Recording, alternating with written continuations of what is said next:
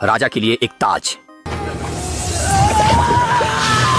7 महान राज्यों के शासक का वंशज शराब के नशे में डूबकर अपनी जान गंवा बैठा। डैनी ने अपने मृत भाई को देखकर महसूस किया कि विसेरिस वास्तव में असली ड्रैगन का पुत्र नहीं था। आखिर उच्च ताप असली ड्रैगन को कभी हानि नहीं पहुंचा सकता। अब परिवार के पुनर्जीवन का पूरा भार डैनी पर आ गया था। लेकिन ड्रोगो 7 राज्यों पर आक्रमण करने को राजी नहीं था, क्योंकि डोथराकी कभी समुद्र पार नहीं गए थे। इसलिए ड्रोगो ने डैनी को मना किया। जबकि डैनी लौह सिंहासन पर अपना अधिकार जमाने के लिए हर संभव प्रयास कर रही थी, उधर 7 राज्यों के राजा रॉबर्ट को उसके बारे में पता चल गया था। उसने डैनी की हत्या के लिए एक घातक भेजा था और यह जानकारी देने वाला कोई और नहीं, जोरा था।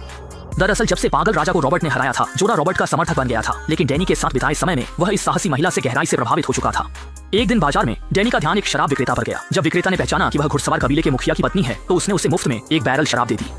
तभी जोरा भीड़ से निकलकर आया और विक्रेता से कहा कि वह पहले खुद एक घूंट पीकर दिखाए। दरअसल वह विक्रेता रॉबर्ट का भेजा हुआ हत्यारा था और डैनी को दी गई शराब में जहर मिला हुआ था। जब विक्रेता ने देखा कि उसका भेद खुल गया है, तो वह सबको धक्का देकर भागा। लेकिन कुछ ही कदमों बाद डोथराकी योद्धाओं ने उसे पकड़ लिया।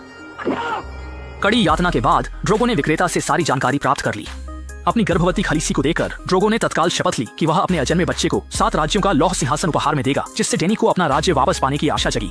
अगले दिन जब डोथराकी एक गांव से गुजर रहे थे, उनके अनुयायियों ने वहां लूटपाट मचा दी। दरअसल यह उनकी परंपरा थी, क्योंकि इसी तरह डोथराकी लोग ड्रोगो के लिए अपनी जान देने को तैयार रहते थे। लेकिन स्वभाव से दयालु डैनी यह देखकर विचलित हो गई। उसने खलीसी के रूप में तुरंत उन्हें यह करने से रोका, जिससे एक अनुयायी नाराज हो गया और ड्रोगो के सामने ही डैनी से बहस करने लगा। जब डैनी ने गुलामों की मुक्ति पर जोर दिया, तो ड्रोगो ने उसे अपने तरीके से निपटने दिया, पर इससे वह व्यक्ति क्रुद्ध हो गया। उसने कहा कि जो काहल किसी औरत के आदेश मानता है, वह नेतृत्व के लायक नहीं है। अपने कबीले के सदस्य को अनुशासनहीनता करते देख जोगे ने तुरंत फैसला किया कि वह उसे खुद ही जिंदा चीर देगा, क्योंकि अगर उसने ऐसा नहीं किया तो वह कबीले में अपनी धाक खो देगा।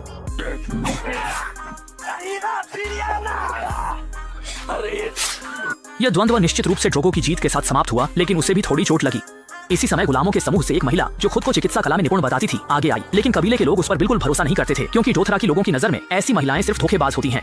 फिर भी डैनी ने संक्रमण से बचने के लिए उस महिला से इलाज कराने पर जोर दिया और ड्रोगो भी मना नहीं कर सका। इसलिए उसने डैनी का सुझाव मान लिया। लेकिन महिला के उपचार के बाद ड्रोगो का घाव बेहतर नहीं हुआ, बल्कि दिन ब दिन और बिगड़ता गया। सेना की यात्रा के दौरान शक्तिशाली ड्रोगो अपने घोड़े से गिर पड़ा।